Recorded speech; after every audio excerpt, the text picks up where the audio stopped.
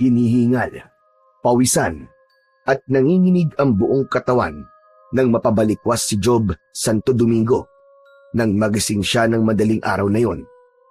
Napapitlag siya nang maramdaman niya ang mainit na kamay ng kanyang asawa na si Ruth sa kanyang braso. Job! Job, anong nangyayari? Okay ka lang ba?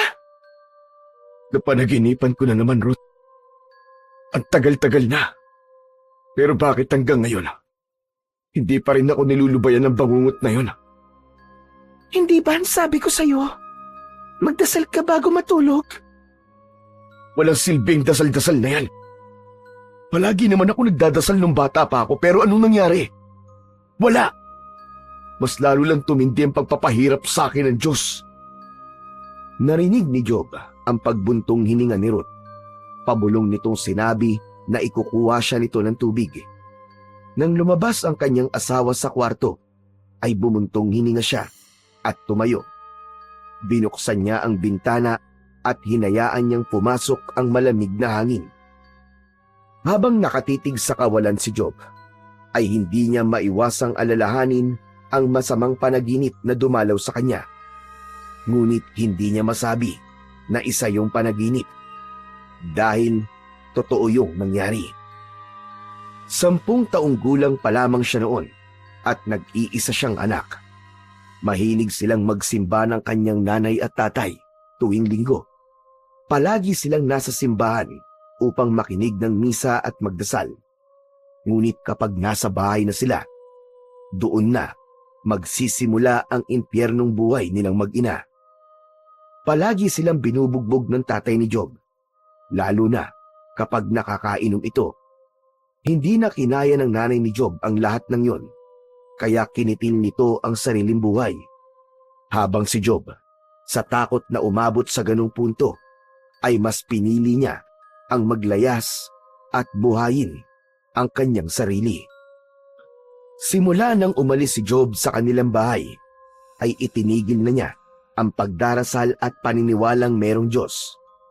Dahil ang paniniwala niya na kung meron mang Diyos at mahal nito ang lahat ng tao, ay bakit hinahayaan nito na may mga taong makakaranas ng hirap at pagdurusa. Subalit magkaganon pa man, naging mabait ang tadhana para kay Job. Nagsumikap siya sa buhay hanggang sa makatapos siya ng kolehiyo na walang ibang inaasahan kundi ang kanyang sarili. Makalipas ang ilang sandali, bumalik na si Ruth na may dalang isang baso ng tubig. Lumapit ito kay Job at inabot ang tubig sa kanya. Tinanggap ni Job ang baso, ngunit hindi na muna niya yon ininom. Pasensya ka na kung nasigawan kita. Nabigla lang ako. Naiintindihan ko, Job. Hindi madali ang pinagdadaanan mo. Salamat, Ruth, sa lahat ng ginagawa mo para sa akin. Sa pagiging maalaga mo at sa pagiging mapagmahal. Dahil deserve mo yon, Job. Deserve mo ang pagmamahal at pag-aalaga ko. Dahil ganoon ka rin sa amin ng anak natin. O siya, sige na. Matulog na tayo. Matamis na ngumiti si Job at ininom na niya ang tubig na ibinigay ng kanyang asawa. Agad siyang sumunod sa kanyang asawa sa kanilang kama.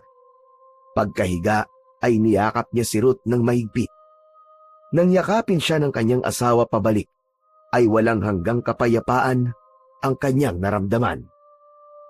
Kinaumagahan, nang magising si Job, ay kagad niyang naramdaman ang init ng sinag ng araw na tumatagos mula sa bintana ng kanilang kwarto. Bumangon siya mula sa kama, nag-inat ng kaunti, at nagtungo na sa dining area. Nakita niya roon si Ruth na abala sa paghahanda ng almusal.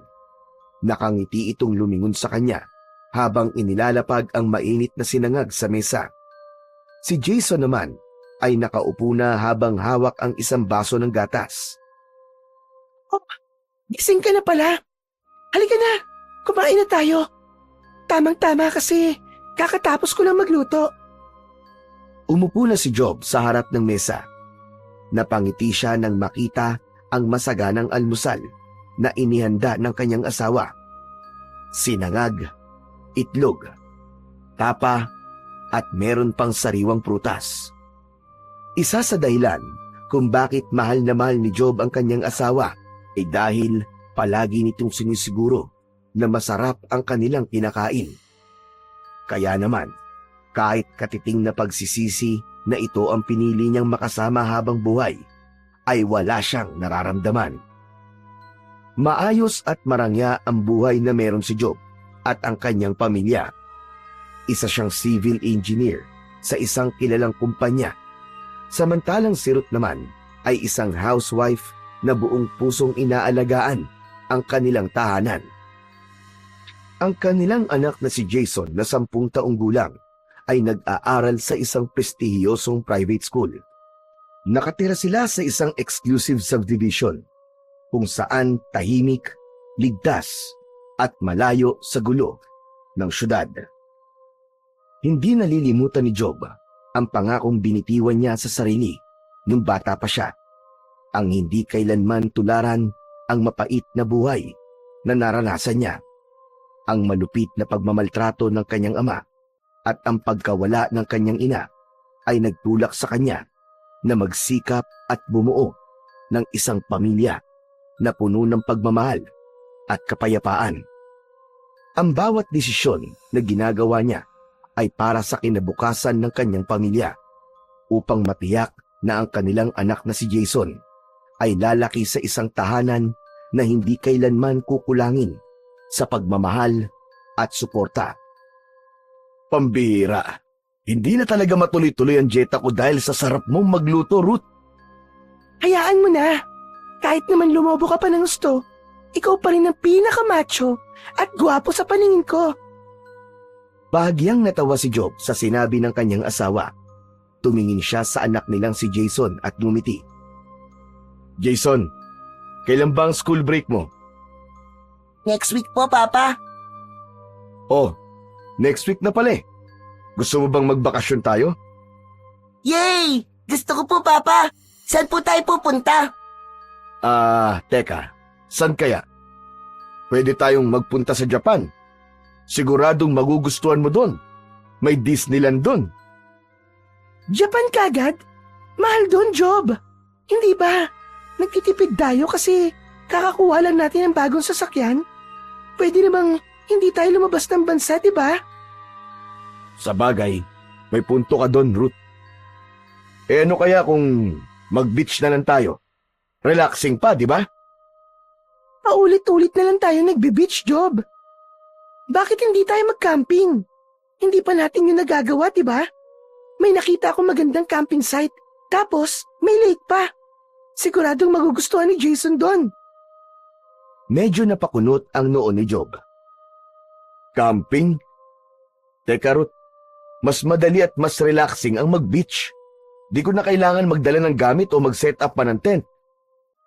Job, try lang natin. Hindi naman kailangan lagi tayo mag-relax lang, di ba? Maganda rin yung may bonding experience tayo para sa atin, lalo na kay Jason. Napatingin si Job kay Jason na tila nakikiusap na sumang-ayon sa gusto ng ina. Jason, anak, gusto mo bang mag-camping?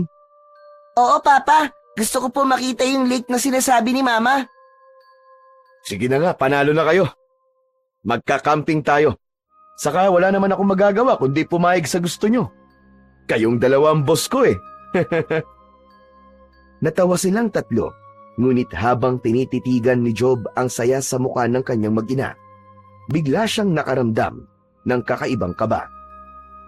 Hindi niya maipaliwanag, pero tila bumigat ang kanyang dibdib. Agad niya yung iwinaksi at baka dahil lang yun sa panaginip niya kagabi. Itinuloy na nila ang kanilang masayang agahan. Ngunit sa likod ng kanyang isipan, nananatiling naglalaro ang hindi maipaliwanag na nararamdaman. Nang sumunod na araw, ay nagpunta sina Job sa isang kilalang outdoor shop na nasa loob ng mall upang bumili ng mga kakailanganin nila para sa nalalapit nilang camping trip. Hawak ni Ruth ang isang listahan ng mga gamit na kailangang bilhin Habang si Job naman ay tulak-tulak ang shopping cart na may nakalagay ng tent, sleeping bag, portable stove, at iba pang gamit. Si Jason naman ay naglalakad-lakad sa paligid habang nakatingin sa mga display ng camping lanterns at water bottles. Job, nakuha mo ba yung foldable chairs? Oo, Ruth. Nandito sa ilalim ng cart. Sigurado ka bang kailangan pa nito? Baka naman may upuan na dun sa campsite. Wala. Wala dun sa nabasa ko eh. Kailangan talaga natin magdala ng sariling upuan. Ayoko namang umupo sa lupa. Ah, ganun ba? Ano pa ba ang kulang? Yung cooler, para may paglalagyan tayo ng mga pagkain at inumin. Tumango si Job at iniwan sandali ang cart para kunin ang isang medium-sized cooler sa display. Pagbalik niya, naroon na si Jason na may hawak na maliit na flashlight. Papa, pwede bang bilhin natin to? Para may sarili po akong flashlight. Okay, Jason. Ilagay mo sa cart. Napangiti si Jason at agad na inilagay ang flashlight sa kanyang cart. Si Ruth naman ay abala sa pagkuha ng mga cooking utensils at collapsible water container. Pagkatapos ng halos 1 oras na pamimili, ay natapos din sila. Sakay na sila ng kanilang kotse pauwi ng bahay, habang si Jason ay masayang nagkikwento tungkol sa mga plano nito sa camping. Ngunit si Job, na hawak ang manibela, ay tahimik at malalim ang iniisip. Sigurado ka ba dito? Baka naman pwedeng sa ibang lugar na lang tayo magpunta. Siguro mas okay kung mag-beach na lang tayo o kahit sa isang resort. Rob, ano ka ba? Hindi na tayo pwedeng umatras, no? Nakabili na tayo ng mga gamit eh. Sayang naman kung hindi natin magagamit. Oo nga, pero... Ewan ko, Ruth. Parang hindi ako mapalagay eh. Huwag kang mag-alala, Job. Mag-e-enjoy tayo ron. Hindi naman laging kailangan nating mag-beach o mag-staycation eh. Magandang experience to para sa atin, lalo na para kay Jason.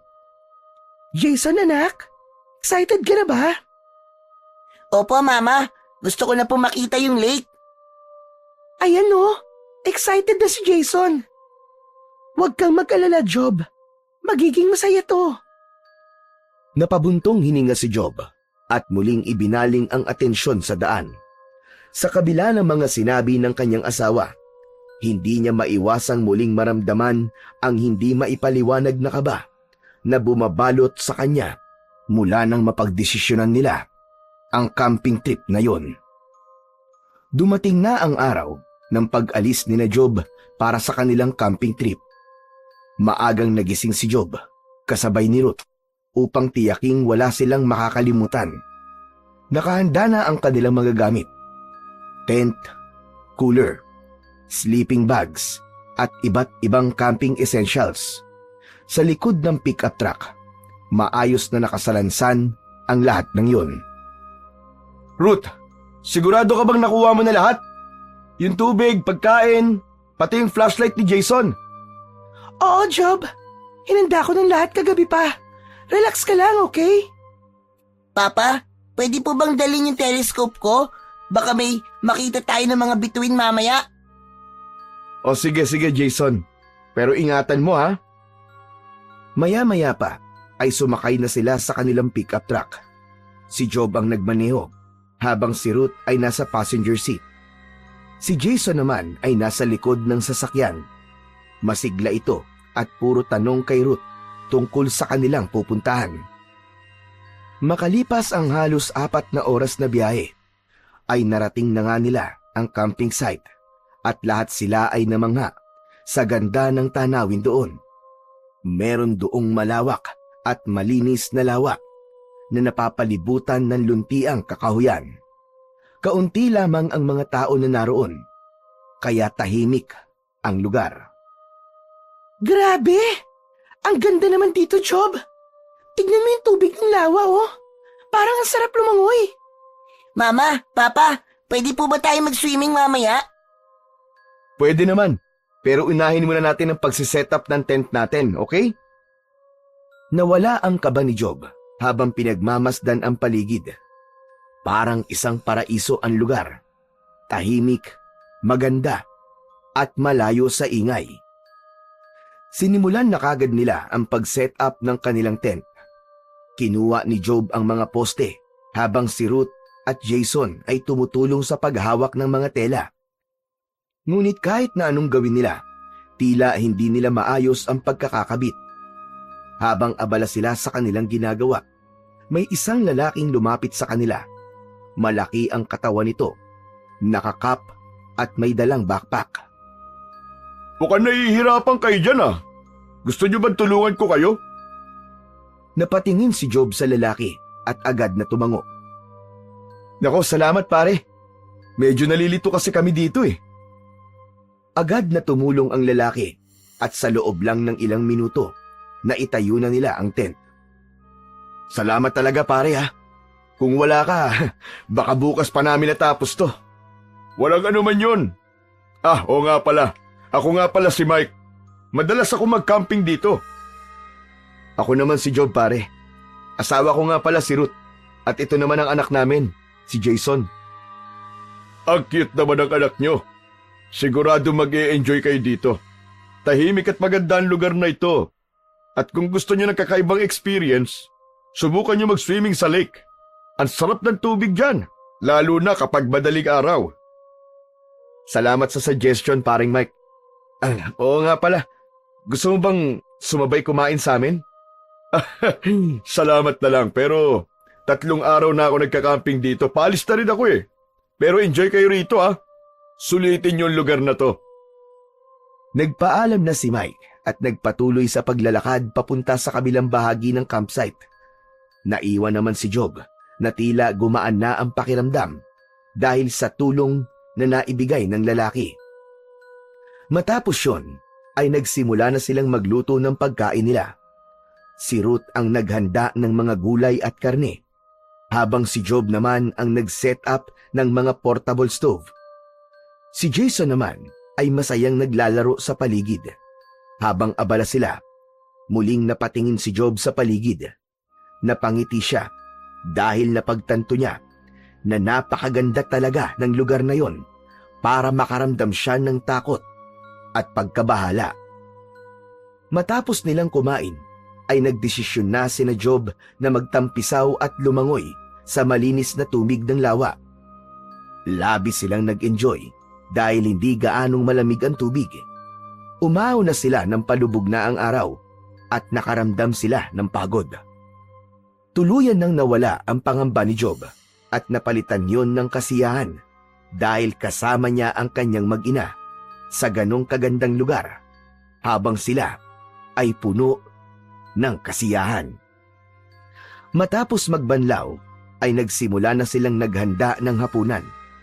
Maya-maya pa ay masaya na nilang pinagsaluhan ang mga niluto ni Ruth. Job, nagsisisi ka ba? Na dito tayo pumunta? Hindi, Ruth. Napakaganda ng lugar na to. Para nga tayo nasa ibang mundo eh. Sigurado ko na hindi ito ang magiging huling pagpunta natin dito. Pagkatapos nilang kumain, ay inilabas ni Jason ang dala nitong telescope. Maraming bituin ng gabing yon, kaya labis itong nag-enjoy sa pagtingin sa mga bituin sa kalangitan. Tahimik na pinanood nila Job at Ruth ang kanilang anak habang nakaupo sila sa camping chair. Alam mo, Job, sana sa susunod, subukan naman nating bumisita sa iba't ibang simbahan. Hindi nagsalita si Job. Nagkunwari siyang walang narinig habang nakatingin kay Jason. Baka oras na rin para magbalik loob ka sa Diyos, Job. Ruth, alam mo naman ang sagot dyan, di ba? Hindi na mangyayari yun. Matagal na akong tinalikuran ng Diyos. Kaya tinalikuran ko na rin siya. Nagkaroon ng saglit na katahimikan sa pagitan nilang mag-asawa. Ngunit maya-maya pa, tumayo si Job mula sa pagkakaupo at lumapit kay Jason upang makaiwas siya sa pinag-uusapan nila ni Ruth. Pagsapit ng 10:00 ng gabi ay pumasok na sina Job sa kanilang tent Agad na nakatulog si Jason dahil sa pagod sa mga ginawa sa maghapon. Hindi nagawang alisin ni Jason ang telescope na nakasabit sa leeg nito. Si Ruth naman ay abala sa pagbabasa ng isang libro, habang si Job ay nakatingin lamang sa kawalan at malalim ang iniisip. Maya-maya pa, naramdaman ni Job ang paggalaw ni Jason sa tabi niya. Bumukas ang mata nito at bumaling kay Ruth. Mama, naiihi po ko. Sige anak, sasamahan kita. Mag-iingat kayo ha. Huwag kayong lumayo. Tumayo si Ruth at kinuha ang flashlight na nasa itaas ng kanilang unan. Nang makalabas ang dalawa, ay bumalik sa isip ni Job ang naging pag-uusap nila kanina ni Ruth tungkol sa Diyos. Alam niya na matagal na siyang pinipilit ng kanyang asawa na magbalik loob sa Diyos. Pero sa kanya ay hindi niya na kailangang gawin yon. Masaya at kontento na siya sa buhay niya at hindi na niya kailangan ang gabay at salita ng Diyos para sa kanyang buhay. Lumipas ang ilang minuto. Tumigil si Job sa pag-iisip at tumingin sa relo. Kalahating oras na ang lumipas, pero wala pa ring bumabalik na Ruth at Jason. Nakaramdam siya ng kakaibang kaba sa kanyang dibdib. Agad siyang tumayo at binuksan ang zipper ng tent. Wala siyang nakitang tao sa labas dahil lahat ay nasa loob ng kani-kanilang tent. Luminga sa paligid si Job, ngunit mas lalo siyang kinabahan dahil hindi niya nakita ang kanyang mag-ina. Maya-maya pa, mula sa madilim na kakahuyan, ay biglang lumabas si Ruth. Umiiyak ito at halatang balisa. Agad itong sinalubong ni Jason at hinawakan sa magkabila ang balikat. Ruth! Ruth, anong nangyari? Nasa si Jason? Job! Nawawala si Jason! Nawawala ang anak natin! Ano? Paano nawawala? Nung nagpunta kami sa kakahuyan para umihi siya, ay medyo lumayo siya sa akin. Nalingat lang ako sandali. Tapos bigla na lang siya nawala sa paningin ko. Job, ang anak natin. Baka kung ano na nangyari sa kanya. Hanapin natin siya, Job. Hanapin natin siya. Halos hindi mapakali si Job ng mga sandaling yon. Kinakabahan na siya, pero pinilit niyang panatilihin ang pagiging kalmado para sa kanyang asawa. Huwag ka magpanik, Ruth. Huwag ka magpanik. Hahanapin natin siya, okay?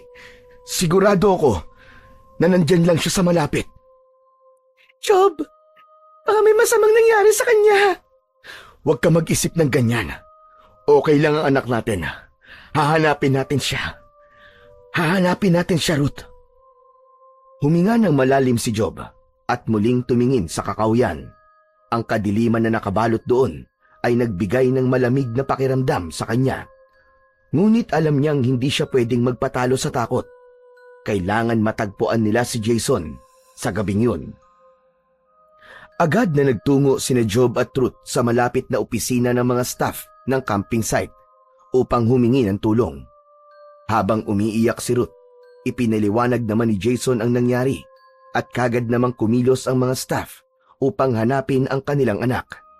Nag-organisa ang mga ito ng mabilisang paghahanap. Humingi na rin ng tulong ang mga staff sa mga tanod na nakatalaga sa lugar. Mabilis na kumilos ang mga tanod at naglibot ang mga ito sa kakahuyan. Ngunit lumipas ang gabi na kahit na anino ni Jason ay hindi nila nakita. Pagsapit ng umaga, dumating ang mga pulis upang tumulong na rin sa paghahanap. May kasama ang mga ito na mga trained na aso upang subukang mahanap ang anumang bakas ng bata. Sinuyod ng mga ito ang bawat bahagi ng kakahuyan, ang gilid ng lawa, at maging ang mga kalapit na lugar. Ngunit sa kabila ng masinsinang paghahanap, ay hindi pa rin nila natagpuan si Jason. Habang patuloy na umiiyak si Ruth, si Jason naman ay pilit na pinipigil ang kanyang emosyon, pero ang kaba at takot sa kanyang puso ay lalo pang lumalalim. Ang pag-asa nilang matagpuan ang kanilang anak ay tila unti-unting naglalaho sa bawat oras na lumilipas. Sa mga sumunod na araw, wala pa ring tigil ang paghahanap kay Jason. Kahit ang ibang camper ay voluntaryong tumulong na rin sa paghahanap. May ilan pa nga na nagdala ng sarili nilang gamit tulad ng mga flashlight, radyo at pagkain upang masuportahan ang paghahanap. Sa kabila ng pagod at pagkabigo sa bawat araw, hindi nawalan ng pag-asa ang lahat, lalo na sina Job at Ruth. Habang nagsusuri si Job sa gilid ng lawa, kasama ang ilang tanod, ay nakita niya si Mike na naglalakad palapit sa kanya. Ikinalulungkot ko na nawala ang anak niyo, Job. Sigurado ko mahahanap natin si Jason. Huwag kayo mawawalan ng pag-asa. Maraming salamat, Mike. Malaking bagay ang tulong mo sa amin. Sana nga mahanap na natin si Jason. Ngumiti si Mike at bahagyang tinapik ang balikat ni Job. Wala yon. Malakas ang pakiramdam ko na ligtas siya. Makakasama niyo ulit ang anak niyo, Job. Matapos yon ay nagpaalam na si Mike at muling pumasok sa kakahuyan para maghanap kay Jason. Pagkaalis ni Mike, lumapit ang isang pulis kay Job. Nagulat si Job nang sabihan siya ng pulis na may natagpuan ang mga ito sa kakahuyan na isang bagay at kailangan niyang makita yon upang matukoy kung sa anak nila yon. Hindi naman nagdalawang isip si Job na tawagin si Ruth, na agad namang sumama sa kabila ng nanginginig na mga kamay at luhaang mga mata. Makalipas ang ilang minutong paglalakad, ay huminto ang pulis at itinuro nito ang isang bagay sa lupa. Isang telescope ang naroon, ang telescope na pagmamay-ari ni Jason. Ngunit ang mas nagpahinto sa tibok ng puso ni Job ay ang dugo na nakakapit sa telescope. Napasigaw si Ruth at napaluhod. Umiyak ito habang isinisigaw ang pangalan ng kanyang anak na si Jason. Si Job naman, sa kabila ng matinding takot at lungkot, ay pinilit kumpirmahin na yun nga ang gamit ni Jason. Tahimik ngunit bumagsak ang kanyang mga balikat, na tila lahat ng pag-asa niya na matatagpuan pa nilang buhay si Jason ay nawala sa isang iglap. Habang patuloy na umiiyak si Ruth, sinubukan ni Job na pakalmahin ang kanyang asawa. Pinigilan niya ang umiyak ng sandaling yon. Ang dugo na natagpuan sa telescope ay nagbigay ng kasiguraduhan sa kanya na may masamang nangyari sa kanilang anak. Habang papalabas sila ng kakahuyan, isang matandang babae ang biglang humarang sa kanilang daraanan. Tumitig ito kay Job at kay Ruth ng matalim. Ipinahayag ng matanda na sigurado ito na isang aswang ang pumatay sa anak ni na Job. Ayon sa matanda, matagal nang may aswang na pumapatay sa mga turista na dumadayo sa lugar na yon at taon-taon ay isang buhay ang kinukuha nito. Tumigil sandali si Job at Ruth, ngunit hindi nila pinansin ang sinabi ng matanda. Nagpatuloy sila sa paglalakad nang walang salitang binibitiwan sa matandang babae. Isang taon ang mabilis na lumipas at wala pa ring balita tungkol sa anak nilang si Jason. Labis na naapektuhan ang relasyon ni na Job at Ruth sa pangyayaring yon sa kanilang buhay dahil naging malamig na ang pakikitungo ni Job kay Ruth. Isang umaga, nagising si Job at nakita si Ruth na nakabihis ng maayos. Saan ka pupunta? Pupunta ako sa isang manghuhula na nirekomenda ng kaibigan ko. Anong gagawin mo sa manghuhula? Ipapahula ko kung nasan si Jason, kung anong nangyari sa kanya. Ang sabi kasi ng kaibigan ko, magaling daw ang manghuhula na yon. Job, baka siya na ang sagot para mahanap na natin ang anak natin. Hindi makapaniwala si Job sa sinabi ni Ruth. Matiim siyang tumitig sa kanyang asawa. Tigilan mo ang kalokohang yan, Ruth. Nag-aaksaya ka lang ng oras at pera. Tanggapin mo na lang na wala na ang anak natin. Wala na siya. Ganun lang ba kabilis at kadali para sa'yo na tanggapin ang lahat, Job? Anong klase kang ama? Sa bagay, hindi na ako dapat magtaka. Simula na mawala si Jason, kahit isang beses, ay hindi ko nakitang umiyak ka. Sa tingin mo ba, ganun lang kadali para sa akin na tanggapin ang lahat, ha? Hindi porket hindi mo ako nakikitang umiiyak ay hindi na ako umiiyak, Ruth. Umiiyak din ako. Pero pinili kong huwag ipakita sa'yo para sa aking kakumuha ng lakas. At yun ang mas masakit. Kasi sinusolo ko ang sakit na pinagdaraanan ko. Nangilid ang luha ni Ruth, habang si Job naman ay tumalikod dahil nararamdaman niya na anumang sandali ay babagsak na ang kanyang mga luha. Malalaki ang mga hakbang na nagtungo siya sa kwarto nila at isinarado niya ang pinto. Pagpasok ni Job sa kwarto, agad niyang napansin ang altar na matagal nang naroon. Araw-araw ay nagdarasal doon si Ruth. Sa gitna ng altar ay nakatayo roon ang isang ribulto ng Puong Hesukristo. Matalim ang mga mata na lumapit si Job sa altar. Nakatuon ang mga mata niya sa ribulto. Kung totoo ka, at ang sinasabi mong ama, bakit hinayaan yung mawala ang anak ko? Bakit hindi niyo siya pinutrektahan? Galit ba kayo sa akin? Kasi hindi ako naniniwala sa inyo. Pinaparusahan niyo pa ako.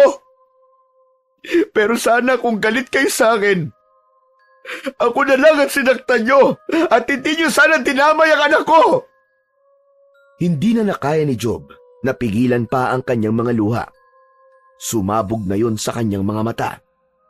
Unti-unting napaluhod si Job sa harap ng altar. Napayuko siya habang ang kanyang mga kamay ay nakatuon sa malamig na sahig, habang mahina siyang humihikbi. Isang hapon, habang natutulog si Job sa kwarto, ay nagising siya nang makarinig siya ng mahinang pag-uusap sa sala nila. Bumangon siya at lumabas ng kwarto. Nakita niyang maraming tao ang nasa kanilang bahay. Mga kaibigan nila ni Ruth. Kasama si Mike. Dahil sa pagtulong noon ni Mike sa paghahanap kay Jason, ay naging kaibigan na rin nila ito. Ruth, anong meron? Bakit ang daming tao dito? Magdarasal kami para makita na si Jason. Biglang tumigas ang ekspresyon ni Job. Napailing siya at hindi niya napigilan ang pag-init ng kanyang ulo. Nagpapunta ka ng mga tao rito nang hindi mo man lang sinasabi sa akin. Ayoko! Hindi ako papayag na dito kayo magdasal. Sa ibang lugar niyo gawin yan. Pasensya na. Pero makakaalis na kayo. Sandali lang, Job. Sandali lang. Wala naman kaming gagawing masama. Nandito sila para tumulong. Ano ka ba? At anong tulong ang sinasabi mo? Ang magdasal? Ganun ba? Isa-isa nang tumayo ang mga taong naroon at lumabas na ng bahay ni na Job. Agad na sinarado ni Job ang pinto ng malakas. Napailing si Ruth at tumingin sa kanya nang may galit sa muka. Ano bang problema mo, Job? Kabastusan ang ginawa mo. Kahit magdasal kayo hanggang bukas, wala yung magagawa para makita si Jason. Kung ayaw mo maniwala sa Diyos, huwag mong idamay ang ibang tao. Diyos? Kung totoo ang Diyos, Ruth, bakit tinayaan niyang mawala si Jason sa atin? Hanggang ngayon hindi pa natin alam kung nasan siya. Anong silbi ng dasal at ng Diyos na sinasabi mo? Sa bagay, alam ko naman kung bakit lahat ginagawa mo para makita si Jason. Dahil nakukonsensya ka. Natigilan si Ruth sa sinabi ng kanyang asawa. Anong sinabi mo? Anong ibig mo sabihin? Hindi na nagsalita si Job. Tumalikod na siya para takasan ang pakikipag-usap sa kanyang asawa. Ngunit mabilis na humarang si Ruth sa unahan niya. Sandali lang. Huwag mo akong talikuran, kinakausap kita. Sagutin mo ang tanong ko. Anong ibig mo sabihin na nakokonsensya ako? Nakokonsensya ka Kasi alam mo sa sarili mo na ikaw ang may kasalanan kung bakit nawala ang anak natin. Kung binantayan mo lang siya na mabuti. Kung hindi mo kami pinilit na pumunta sa lugar na yon. Kasama pa rin sana natin hanggang ngayon si Jason. Hindi na napigilan pa ni Ruth ang pagtulo ng luha nito. Lumabas din ang totoo. Sinisisi mo ako sa pagkawala ng anak natin. Mabilis na naglakad si Ruth patungo sa kanilang kwarto. Papitlag si Job nang malakas nitong isarado ang pinto. Napailing na lang si Job dahil alam niya na hindi niya dapat yon sinabi sa kanyang asawa. Napabuntong hininga si Job. Nagdesisyon siyang lumabas para sumagap ng sariwang hangin. Pagbukas niya ng pinto, ay nakita niya si Mike na nakatayo sa harapan ng bahay habang naninigarilyo. Ano pang ginagawa mo rito? Gusto lang kita makausap, Job. Napakunot ang noo ni Job pero hindi siya sumagot. Pinagpatuloy ni Mike ang pagsasalita. Job, alam kong mahirap ito para sa'yo. Pero sana, huwag kang masyado maging malupit kay Ruth. Pareho lang naman kayo nawalan ng anak. Hindi mo siya kalaban, Job. Magkakampi dapat kayong dalawa. Natigilan si Job. Matiim niyang tinignan si Mike, pero wala siyang sinabi. Ramdam niya ang bigat na mga salitang binitiwan nito. Maya-maya pa, may inilabas si Mike mula sa bulsa ng jacket nito. Isang puting envelope. Iniabot nito yun kay Job na agad naman niyang tinanggap. Ano to? Nakita ko yan sa tabi ng pinto ng bahay niyo. Mukhang para sa'yo. Sige, Job. Aalis na ako. Bago pa makapagsalita si Job, naglakad na palayo si Mike. Naiwan si Job na hawak ang envelope. Bumalik siya sa loob at isinara ang pinto. Umupo siya sa may sofa at tinignan ang envelope. Sinimulan niyang buksan ang envelope at isang sulat ang naroon. Binasa niya ang sulat sa halos pabulong na tinig. Kung nais mong malaman kung ano ang nangyari kay Jason at kung nasan siya, pumunta ka sa lugar na nasa likod ng sulat na ito. Hihintayin ka namin, Job.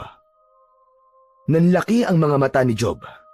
Kaagad niyang binaligtad ang sulat at nakita niya roon ang isang mapa na may marka sa isang lugar na hindi pamilyar sa kanya. Maya-maya pa ay napailing siya at inisip niya na baka meron lang nagtitrip sa kanya. Ngunit nang muli niyang basahin ang maikling sulat, ay may kakaiba siyang naramdaman. Bumalik sa kanya ang labis na kagustuhan na makita ang kanyang nawawalang anak. Sa loob ng ilang araw, hindi maalis sa isipan ni Job ang laman ng sulat at ang mapa. Pinilit niyang baliwalain yon nung una at inisip niya na isa lamang yung biro. Ngunit habang lumilipas ang mga araw, ay naisip niya rin na paano kung yun na ang paraan upang makita nila si Jason. Ang pag-asa na makahanap ng kasagutan ay unti-unting umusbong sa kanyang dibdib, kahit pa alam niyang maaari rin siyang mabigo. Isang umaga, napagpasya ni Job na subukan na puntahan ang lugar na nasa mapa. Hindi niya na yon ipinaalam kay Ruth. Kinuha niya ang susi ng kanyang pickup truck at tahimik na lumabas ng bahay. Nang makasakay siya sa pickup truck, ay agad niya yung pinaandar. Habang nagmamaneo si Job, paulit-ulit niyang iniisip kung ano ang naghihintay sa kanya sa lugar na nasa mapa. Maya-maya pa ay kumagat na ang dilim at tanging ilaw ng kanyang headlights ang nagbibigay liwanag sa madilim na kalsada na kanyang tinatahak. Wala nang kabahayan sa lugar na yon at puro naglalakihang puno ang nasa gilid ng kalsada. Sinilip ni Job ang mapa na nakapatong sa passenger seat upang tiyaking nasa tamang direksyon siya. Ngunit nagulat siya nang ibalik niya ang tingin sa unahan. Isang batang lalaki ang biglang lumitaw sa unahan niya. Mabilis na kinabig ni Job ang manibela pakanan at sa sobrang bilis ng pangyayari, Naramdaman niya ang pag-ikot ng kanyang sasakyan papunta sa gilid ng daan. Napasigaw siya nang makita niya ang isang napakalaking puno na mababangga niya. Nagmamadali niyang inapakan ang preno at tumigil ang sasakyan ilang pulgada lang ang layo mula sa puno. Napalunok si Job at ramdam niya ang mabilis na tibok ng kanyang puso. Sigurado siya na kung bumangga siya sa punong yun, ay malaki ang posibilidad na mamatay siya. Napasandal siya sa upuan at pumikit. Salamat po, Diyos ko. Salamat. Hindi. Hindi ako dapat magpasalamat sa'yo. Kung may dapat man akong pasalamatan, yun ay walang iba kundi ang sarili ko. Ako ang tumapak sa preno. Ako ang nagligtas sa sarili ko. Wala kang kinalaman dito. Mabilis siyang umayos ng upo at hinawakan muli ang manibela. Ibinalik ni Job ang sasakyan sa kalsada at muling nagpatuloy nang hindi niya nakita kung saan napunta ang batang lalaki na muntik na niyang mabangga. Habang tumatakbo ang pick-up truck niya, isang bagay lamang ang malinaw sa kanya. Hindi siya titigil hanggat hindi niya nalalaman ang katotohanan tungkol sa pagkawala ng kanyang anak. Madaling araw na pero nagmamaneho pa rin si Job. Ayon sa mapa ay malapit na siya sa kanyang destinasyon. Lumiko siya sa isang lugar, hindi sementado at ang nasa gilid ay mga nagtataasang mga puno. May konting kaba siyang naramdaman, ngunit alam niyang hindi siya pwedeng umatras ng sandaling yon. Pagkalipas lamang ng ilang minuto, natanaw niya ang bahay na nasa dulo ng daan. Isa yung malaking bahay na gawa sa kahoy. Meron yung simpleng disenyo. Sa harap ng bahay ay may maayos na hardin at isang lawa na kumikislap sa liwanag ng buwan. Napalunok si Job. Biglang nagbalik sa kanyang alaala ang lugar kung saan nawala si Jason dahil may lawa rin doon. Para bang sinadyaan lahat ng yon upang pukawin ang sakit na pilit niyang kinakalimutan. Huminto si Job sa harapan ng bahay. Pinatay niya ang makina ng sasakyan at bumaba. Nilapitan niya ang pinto ng bahay at nang akmang kakatok siya ay biglang bumukas ang pinto. Bahagya siyang nagulat ng isang matandang lalaki na may maaliwalas na muka ang bumungad sa kanya. Puro puti na ang buhok nito. Hindi na pa kita hinihintay. Sino ka? Ikaw ba nagpadala ng sulat na ito? Ipinakita ni Job ang sulat sa matandang lalaki. Ako si Nathaniel. Pumasok ka muna. Ganyan ka ba talaga? Basta mo nalang papapasukin ng kahit na sino sa bahay mo, kahit hindi mo kilala? Lahat ay welcome sa tahanan ko. Masamang tao, mabuti, at kahit na kriminal. Lahat kayo ay maaaring pumasok dito. Wala nang nasabi si Job. Tumuloy siya sa loob ng bahay. Napansin niyang simple, ngunit malinis at maaliwalas ang loob. Pinaupo siya ni Nathaniel sa isang malambot na sofa. Ayaw mo na bang sagutin ang tanong ko? Ikaw ba nagpadala ng sulat? Tama ka. Ako nga, Job. Teka. Paano mo nalaman ang pangalan ko? Lahat kayo ay kilala ko. Kahit may pagkakataon na itinatanggi niyo ko. Wala akong oras para sa matatalinhaga mong salita. Nasaan ang anak ko? Nasaan si Jason? Alam kong nakakapagod at mahaba ang iyong biyahe. Magpahinga ka na muna. Pagsikat ng araw, saka tayo mag-uusap. Isang pinto ang binuksan ni Nathaniel at sinabi nito na yun ang magiging kwarto ni Job. Teka tanda, hindi mo ba talaga ako sasagutin? Sabihin mo na ang dapat kong malaman dahil ayoko magtagal dito. Hindi sumagot ang matandang lalaki at tahimik itong pumasok sa isa pang kwarto. Naiwang mag-isa si Job sa sala. Nang sandaling yon ay naramdaman na niya ang pagod at antok dahil sa walang tigil niyang pagmamaneho.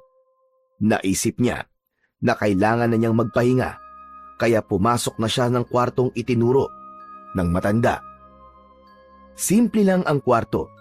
May isang maliit na kama, isang mesa at isang lampara sa tabi. Wala na siyang inaksayang oras.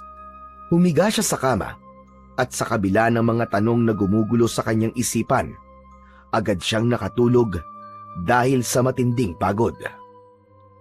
Maliwanag na nang magising si Job. Bumangon siya mula sa kama at lumabas ng kwarto. Sa paglabas niya ay agad siyang nagtungo sa kusina. Nagulat siya nang makita si Nathaniel na nakaupo na may kasamang binata at isang batang lalaki. Akala ko ba mag-isa ka lang nakatira dito? Wala akong natatandaan na sinabi ko na mag-isa ko rito. Halika, maupo ka at mag-almusal muna. Sabihin mo na kung ano ang nalalaman mo tungkol sa pagkawala ng anak ko para makaalis na ako. Nakikiusap ako sa'yo. Maraming tao ang hindi marunong sumunod, kaya madalas ay napapahamak. Sige na, Job. Maupo ka na muna. Walang nagawa si Job kundi ang sumunod. Umupo siya sa nag-iisang bakanting upuan. Agad na ipinakilala ni Nathaniel ang dalawa pang naroon. Ito ay si Christopher. Siya ang hardinero sa aking tahanan. At ang batang yan naman ay si Nicolas.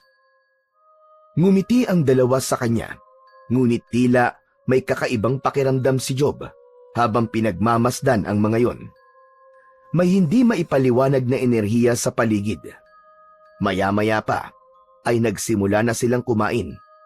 Tahimik lang si Job at mabilis niyang tinapos ang pagkain. Tapos na akong kumain. Sabihin mo na kung ano ang nangyari kay Jason.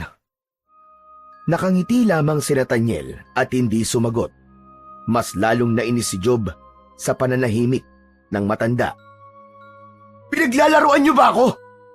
Kung wala kayong sasabihin, aalis na ako. Bakit ba ako naniwala sa inyo? Bakit ba ako nagpunta rito sa lugar na ito? Naglakad si Job palabas ng kusina, ngunit bigla siyang natigilan nang marinig ang tinig ni Nathaniel. Alam namin kung nasan ang anak mo. Alam din namin kung ano nangyari sa kanya. Natigilan si Job at dahan-dahang humarap pabalik. Nakatingin siya kay Nathaniel, ngunit si Christopher ang nagsalita. Alam din namin kung sino ang responsable sa pagkawala ng anak mo. Bumalik si Job sa pagkakaupo at seryosong tumingin sa tatlo. Sige, ipaliwanag niyo ng lahat. Kaya ka namin pinapunta rito ay upang magkaroon ka ng kasagutan sa tanong na matagal mo nang hinahanap. Kung ano ang nangyari kay Jason nung gabing nawala siya at kung nasaan siya ngayon. At kung sino ang dahilan ng pagkawala niya. Ngunit kailangan mo manatili rito ng 40 araw bago namin ibigay sa iyo ang mga kasagutan. Ano? 40 araw? Gusto niyo ako manatili dito ng ganong katagal? Aba, para saan? Job, hindi mo makukuha ang sagot na hinahanap mo sa paraang madali. Ang mga tanong na mabigat ay nangangailangan ng panahon at paghahanda bago masagot. Ang lahat ng bagay ay isang proseso, Job. Hindi basta-basta nakukuha ang katotohanan. Kailangan mong dumaan sa proseso bago mo ito malaman. Bakit hindi nyo nalang sabihin sa akin ngayon? Ano ba? Pinaglalaruan nyo ba ako rito? Hindi ka namin pinaglalaruan. Ang kailangan mo lamang gawin ay ang magtiwala. Ang sagot na iyong hinahanap ay hindi lamang basta mga salita. Kailangan mong patunayan na karapat-dapat kang malaman ang katotohanan. Anak ko ang pinag-uusapan dito. Dugo ko. Sino kayo para sabihin sa akin na karapat-dapat ako o hindi? Ayoko mag-aksaya ng panahon dito. Aalis na ako. Naglakad na si Job papalabas ng bahay. Halos mabuwal ang sahig sa bigat ng kanyang mga yabag. Pagkalabas niya ng pinto, ay narinig niya ang boses ni Nathaniel. Job, ang tahanang ito ay palaging bukas para sa'yo. Kapag handa ka ng sumunod sa proseso, bumalik ka lang. Hindi yun pinansin ni Job. Pagdating niya sa labas, ay mabilis siyang sumakay ng kanyang pick-up truck. Binuhay niya ang makina, ngunit hindi niya kagad pinaandar ang sasakyan. Sa loob ng sasakyan, naalala ni Job ang huling araw na magkasama sila ng kanyang anak na si Jason. Ang mukha ng kanyang anak, ang halakhak nito habang tumatakbo sa gilid ng lawa, at ang nakakabinging katahimikan nang bigla itong nawala. Huminga siya ng malalim at naiinis na hinampas niya ng dalawa niyang kamay ang manibela. Naisip niya na kung aalis siya, ay baka mapakawalan niya ang pagkakataon na makita ang kanyang anak. Pumikit siya at sa kabila ng kanyang inis at duda, ay may bahagi niya ang nagsabing subukan niyang maniwala sa mga taong nasa loob ng bahay sa kanyang harapan. Maya-maya pa, ay bumaba na uli si Job ng sasakyan at tumingin sa bahay na tila tahimik na naghihintay sa kanyang desisyon. Huminga siya ng malalim at muling bumalik sa loob ng bahay. Dumiretso siya sa kusina kung saan naroon pa rin sina Nathaniel, si Christopher at si Nicolas. Nanalo ako sa pustahan namin. Tama ako. Babalik ka nga, Kuya Job. Sige, panalo kayo. Payag na ako manatili rito ng 40 araw. Pero siguraduhin nyo lang na sa dulo nito, makukuha akong sagot sa mga tanong ko. Dahil kung hindi nyo magugustuhan ang gagawin ko sa inyong tatlo. Maligayang pagbabalik muli, Job. Isa-isang tinignan ni Job ang tatlo na tila tinatansya niya kung dapat ba siyang magtiwala sa mga yon.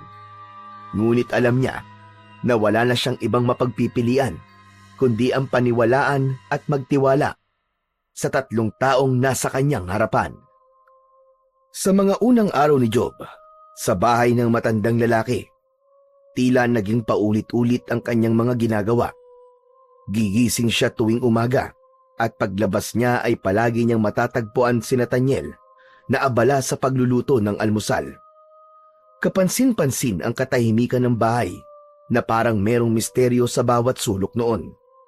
Pagkatapos kumain, lalabas siya upang maglakad-lakad sa malawak na bakuran.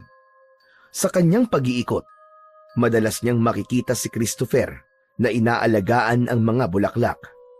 Maingat nitong tinatanggal ang mga duyong dahon at maingat na dinidiligan ang mga tanim. Sa kabilang banda, si Nicolas ay madalas na naglalaro sa ilalim ng araw. Kung minsan ay tumatakbo ito palibot sa bakuran. Dala ang laruan nitong isang kotse na gawa sa kahoy. Palagi itong masaya at tila walang inaalala. Hindi rin nagtangkapang mag-usisa o magtanong si Job tungkol kay Jason dahil alam niyang wala siyang makukuwang sagot mula sa tatlo. Sa halip, tinanggap niya na kailangan niyang maghintay kahit pa puno pa rin siya ng pagdududa at pagkabagot. Isang hapon, nang lumabas si Job sa kanyang kwarto, ay napansin niya na bahagyang nakabukas ang pinto ng kwarto ni Nicolas. Nakita niya si Nicolas na nakaupo sa sahig habang abala sa pagbuo ng isang malaking jigsaw puzzle. Nakakalat ang mga piraso sa paligid ni Nicolas at kitang-kita sa mukha nito ang hirap sa ginagawa. Lumapit si Job sa pintuan at hindi niya naiwasang makita kay Nicolas si Jason dahil halos kaedad lang nito si Jason nung nawala ito. Marahang kumatok si Job sa pinto. Napahinto naman si Nicolas sa kanyang ginagawa at napatingin kay Job. Nag-alangan siyang ngumiti sa bata. Pwede ba akong pumasok? Ngumiti si Nicolas at tumango. Pumasok na si Job at naupo sa sahig sa tapat ng bata. Pinagmasdan niya ang kalat ng mga piraso ng puzzle. Ang dami niya na. Hindi ba mahirap yan sa batang kagaya mo? Hindi sumagot si Nicolas, pero ipinagpatuloy lang nito ang pagbuo ng puzzle. Tulungan na kita. Gusto mo? Sige po, Kuya Job. Kanina pa po kasi ako rito pero hindi ko po mabuo-buo. Kinuha ni Job ang ilang piraso ng puzzle at sinimulang hanapin kung saan dapat nakalagay ang mga yon. Bahagya siyang natigilan nang muling nagsalita si Nicolas. Mahirap po talaga kapag ganito po karami ang piraso ng puzzle, no? Minsan nga po, sa sobrang hirap ay susuko ka na lang. Kaya hindi po talaga para sa mainipin ang pagbuo ng jigsaw puzzle. Napatingin si Job kay Nicolas. Hindi niya inasahan ang lalim ng mga salitang lumabas mula rito. Tinignan niya si Nicolas, pero nakatuon pa rin ang bata sa puzzle. Parang wala itong mali siya sa sinabi nito. Ngunit ramdam ni Job ang bigat ng bawat salitang binibitiwan nito. Minsan naman po, makakakita ka po ng mga piraso na mukhang magkakasya. Pero hindi po pala siya rin nakapwesto. Hinawakan ni Nicolas ang isang piraso at pilit na inilagay sa tabi ng isang piraso ng puzzle, pero hindi yun tumugma roon. Napabuntong hininga ito at inilapag na lang ulit sa sahig ang hawak na piraso ng puzzle. Si Job naman ay tahimik lang. Pakiramdam niya ay paulit-ulit sinasaksak ang dibdib niya sa mga sinabi ni Nicolas. Nagpatuloy sila sa kanilang ginagawa. Isa-isa nilang pinagtagpo ang mga piraso. Ilang saglit pa, muling nagsalita si Nicolas. Kuya Job, alam niyo po ba na ang pagbuo po sa jigsaw puzzle ay parang paghahanap sa sarili? Kailangan mo magtiyaga, pero higit doon, kailangan mo maging matalino sa piraso ng puzzle na nakikita mo. Minsan kasi, akala mo tama na, pero mali naman pala. Halos hindi na makahinga si Job. Tila ba ang bawat piraso ng puzzle na kanilang hawak ay may kasamang paalala tungkol sa kanyang sariling buhay. Ang mga bagay na pilit niyang tinatakasan, ngunit laging bumabalik. Tignan mo kuya nakakatuwa no? Ang liit lang na mga piraso ng puzzle na ito, pero kahit maliit ang mga ito, kailangan natin to para makita natin ang mas malaking larawan at para maging buo ang puzzle. Hindi pa rin makapagsalita si Job. Pakiramdam niya ay hindi na jigsaw puzzle ang tinutukoy ni Nicolas, kundi mismong si Job. Para bang pinipilit ng bata na ipamukha sa kanya ang mga bagay na matagal niya nang kinalimutan. Napatingin siya sa mga kamay ni Nicolas na masigasig pa ring hinahanap ang tamang piraso. May isang bahagi sa kanya na gustong itanong kung saan nanggagaling ang mga ganoong kaisipan ng bata. Pero pinigilan niya ang kanyang sarili. Ay nako, nakakainip talaga magbuo ng ganitong kalaking jigsaw puzzle, Kuya Job. Pero kapag huminto ka, hindi mo makikita ang kumpletong larawan. Mas nakakapanghinayang yun, Kuya. Ano bang pinagsasasabi mo, Nicolas? Saan mo ba nakukuha ang mga ganyang salita? Po? Hindi po ba nag-uusap po tayo tungkol po sa pagbuo ng jigsaw puzzle? Hindi na lang nagsalita si Job. Nagulat siya nang isang piraso na lang ng puzzle ang hindi nila nailalagay. Kinuha niya ang nag-iisang piraso ng puzzle. Maingat niyang inilagay yon sa tamang pwesto. Napatingin si Job sa kanilang binuo at sa sandaling yon ay natigilan siya. Bumakas ang lahat ng sugat na pilit niyang itinatago. Ang kanilang binuo ay isang larawan ni Ruth, ang kanyang asawa. Nakangiti ito at ang mukha nito ay puno ng buhay at saya. Naramdaman ni Job ang biglaang paninikip ng kanyang dibdib. Tumayo siya mula sa sahig at hindi na siya nagpaalam kay Nicolas. Tumakbo siya palabas ng kwarto. Lumabas siya ng bahay at huminto siya sa gilid ng lawa. Nanghihinang napaupo roon si Job at hindi niya na napigilan ang kanyang damdamin. Humagulgulo siya. Ang kanyang mga luha ay parang tubig na walang tigil sa pagbuhos. Doon niya napagtanto ang lahat. Ang kahalagahan ni Ruth sa kanyang buhay, na kahit sa tingin niya ay isa lamang itong maliit na piraso sa kanyang pagkatao, ay hindi pa rin siya makukumpleto kung wala ito. Simula nang huling makausap ni Job si Nicolas sa kwarto nito, sinadya niyang iwasan na ang bata. Ang lalim ng mga salita nito ay nag-iwan ng sugat sa kanyang isipan at puso. Sa tuwing makikita niya si Nicolas, nararamdaman niya ang bigat ng lahat ng pagkukulang niya sa kanyang asawa. Parang nagiging salamin ang bata ng lahat ng kasalanan niya at hindi niya yon matanggap. Lumipas ang mga araw, ngunit ang mga salitang sinabi ni Nicolas ay patuloy na kinain si Job. Wala na siyang katahimikan. Isang gabi, habang tahimik ang buong bahay, naupo si Job sa gilid ng kanyang kama. Ang lahat ng masasayang alaala bago mawala si Jason ay naglalaro sa kanyang isipan. Kasama na roon ang lahat ng mga pagkakataong napasaya siya ni Ruth at ang biglaang pagbagsak ng lahat nang mangyari ang trahedya. Naisip niya kung paano siya naging malamig kay Ruth at kung paano niya to sinisi sa pagkawala ng kanilang anak, gayong wala naman itong kasalanan sa pangyayaring yon. Niyakap si Job ng matinding konsensya. Tumulo ang kanyang mga luha habang paulit-ulit niyang sinasabi ng pabulong ang mga salitang hindi niya nasabi noon kay Ruth. Patawad, Ruth. Patawad sa lahat ng sakit na ibinigay ko sa iyo. Napakabuti mong tao, Ruth. At ako ang dahilan kung bakit nasira ang lahat. Ako ang dahilan kung bakit nagkaganito tayo. Nang mapatingin siya sa isang bahagi ng silid, ay nakita niya ang anino ng kanyang ina na nakasabit sa kisame habang may nakapalupot na lubid sa leeg nito. Biglang bumalik ang isang mapait na alaala mula sa kanyang kabataan. Siya ang nakakita sa kanyang ina nung gabing kinitil nito ang sariling buhay. Ang eksenang yon ay tila sariwa pa rin sa kanyang isipan. Biglang nawala sa paningin niya ang anino. Ngunit ang bigat ng alaala ay nanatili sa kanyang puso. Tumayo siya at nilingon ang paligid ng kwarto.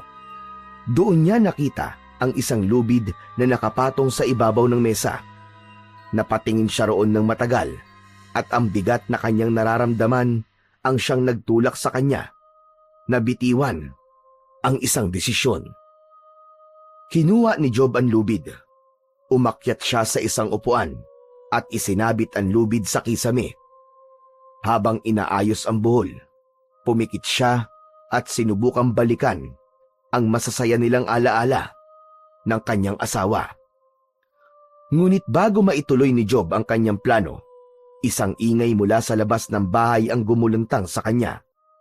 Natigilan siya at bumaba mula sa upuan. Dumungaw siya sa bintana at nakita niya si Christopher sa labas na pilit na binubuhat ang isang malaking bato. Napakunot ang noo ni Job. Sa kabila ng lahat ng bigat na nararamdaman niya, nagdesisyon siyang isantabi muna ang sarili niyang mga iniisip. Lumabas siya ng bahay at nilapitan si Christopher. Walang imik na tinulungan ni Job si Christopher na buhatin ang mabigat na bato. Mabilis nilang naiangat ang bato at nailagay yon sa isang tabi. Huminga ng malalim si Christopher, sabay punas ng pawis sa noo. Sa wakas, naalis ko rin yung bato na yan doon. Grabe, ang tagal ko na kasing gustong alisin ang bato na yan sa dati niyang pwesto. Maraming salamat, Job, ha? Bakit naman? Gusto ko kasing magtanim ng mga bulaklak doon sa dating kinapwepwestuhan ng batong ito. Kailangan talaga kasing alisin ang mabigat na nakaharang para makapagsimula ulit ng mas maganda. Napabuntong hininga si Job. May kung anong tumusok sa puso niya sa sinabi ni Christopher. Parang hindi lang tungkol sa bato ang tinutukoy nito, kundi pati na rin sa kanya.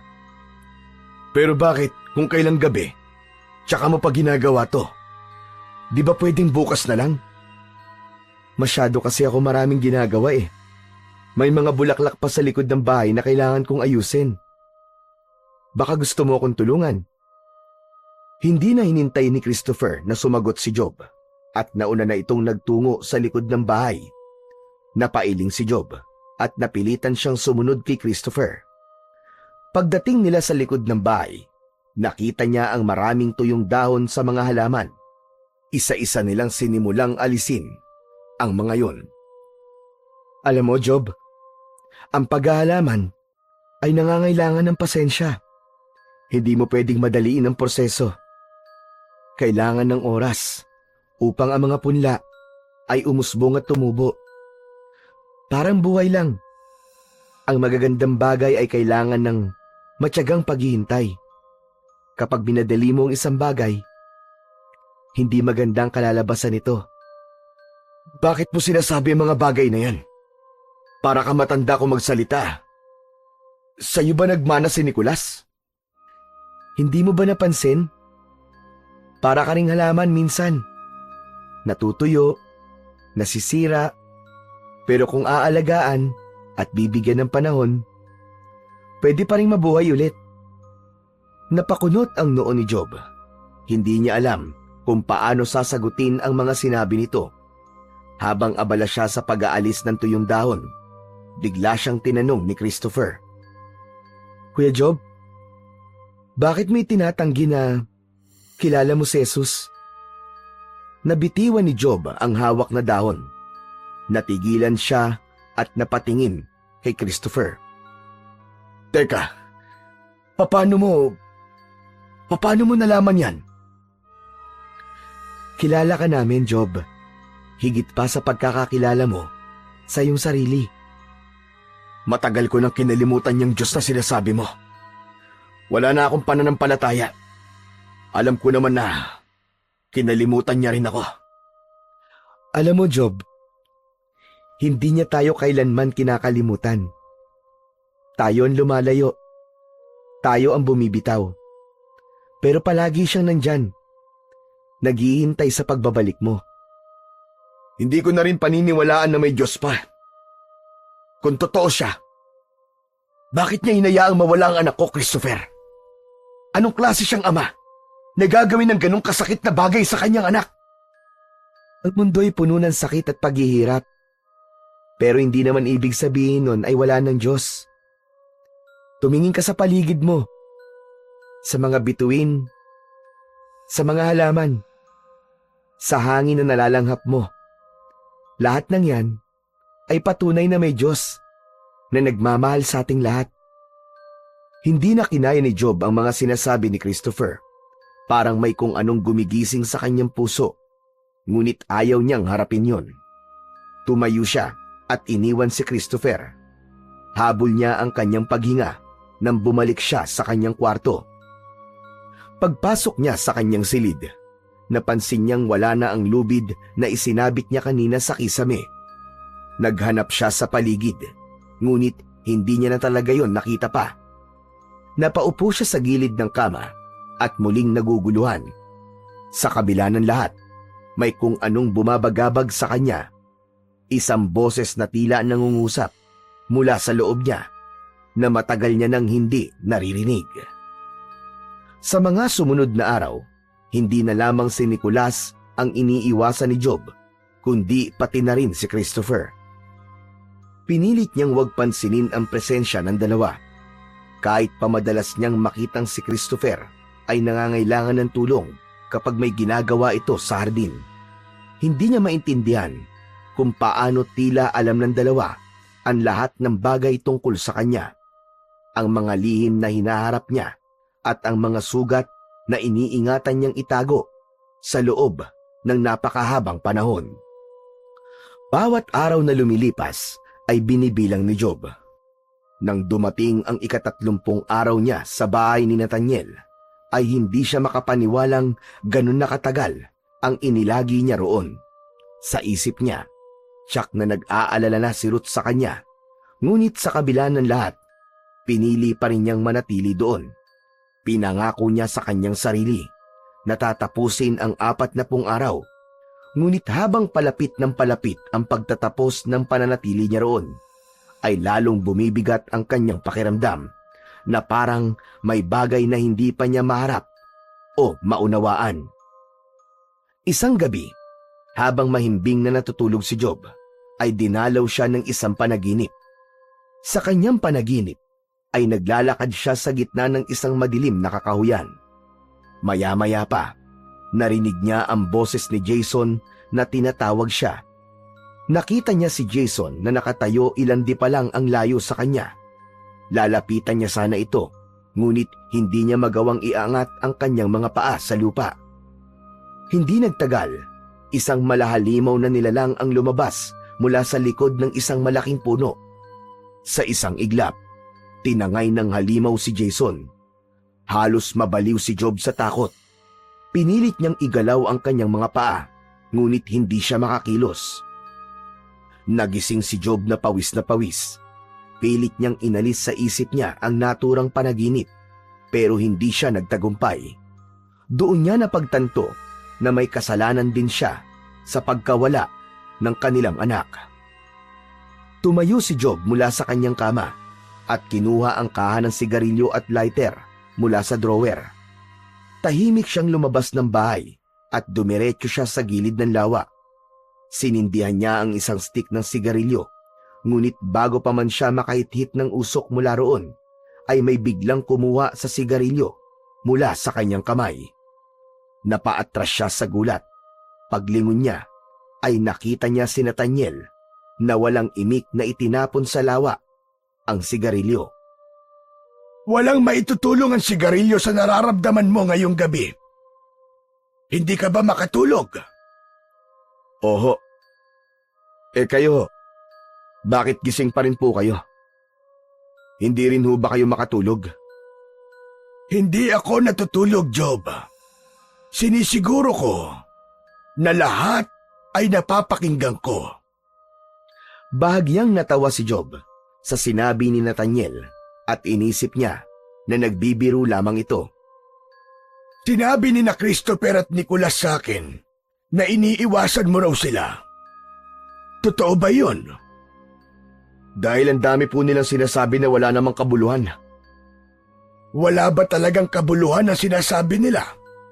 O baka naman hanggang ngayon, tinatakasan mo pa rin ang katotohanan at ayaw mong harapin ang sakit na nariyan sa loob mo. Hindi sumagot si Job. Tila umurong ang dila niya sa sinabi ni Nathaniel. Alam kong nasasaktan ka pa rin, Job. At kapag nasasaktan ng isang tao, nawawala ang kapasidad niya para magmahal. Kaya siguro, mas pinipili mong umiwas sa lahat ng ito. Wala akong oras para sa ganitong usapan. Sige na, matutulog na ako. Tinalikuran ni Job si Nathaniel at nagsimulang maglakad pabalik sa bahay. Ngunit bago pa siya makalayo, nagsalita muli si Nathaniel. Naiintindihan kita, Job. Dahil kapag nasasaktan ng isang tao, ay maraming hindi magagandang nangyayari sa kanyang buhay. Hindi na niya nakikita ang Diyos. Kagaya mo, nakatuon ang pansin mo sa masasakit na nangyayari sa buhay mo. Kaya hindi mo nakikita kung ano ang totoong plano ng Diyos para sa iyo. Natigilan si Job. Saglit siyang nanatili sa kanyang kinatatayuan bago muling bumaling kay Nathaniel. Ang kanyang ekspresyon ay punong-puno ng inis at hinanakit nang naglakad siya pabalik kay Nathaniel. Walang Diyos, Nathaniel! Walang Diyos! Meron, Job. Meron. Kung meron Diyos, nasan siya nung gabing may masamang nangyari kay Jason? Nasan siya nung binubugbog ako ng tatay ko? Nasan siya nung kailangan namin siya? Sabihin mo sa akin! Sabihin mo sa akin, Nathaniel! Nasaan ang Diyos? Hinayaan lang niya mangyari ang lahat ng yun. Walang ginawa ang Diyos, kundi magparusa. Job, Kailangan mong palayain ang sarili mo mula sa sakit na pinapasan mo. Oo, alam kong mahirap. Pero masisimulan mo yon sa pagbabalik loob mo sa kanya. At ang unang hakbang ay ang pagtanggap sa mga hindi magagandang nangyari sa buhay mo. Hindi totoong pinabayaan ka ng Diyos, Job. Nung nasasaktan ka, nasasaktan din siya. Ngunit may mga bagay na dapat mangyari dahil yun ang nakatakdang mangyari. Ang kailangan mo lamang gawin, Job, ay magtiwala at maghintay. May plano ang Diyos para sa iyo. Basta't sumampalataya ka lamang. Sa pagkakataon na yon, ay hindi na napigilan ni Job ang kanyang emosyon. Tuluyan nang kumawala ang mga luha na kanina pa niya pinipigilan. Magtiwala?